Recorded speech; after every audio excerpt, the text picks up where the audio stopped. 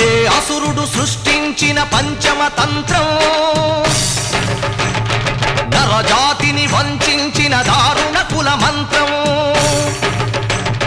నరకబడిన శంభూకుని శిరం సాక్షిగా, తెగిపడిన ఏకలవ్య బొటన వేలు సాక్షిగా, ముంతల చీపురుల మన దీనగతం సాక్షిగా, ప్రశ్నించిన ప్రతి చోట మహారక్త క్షేత్రం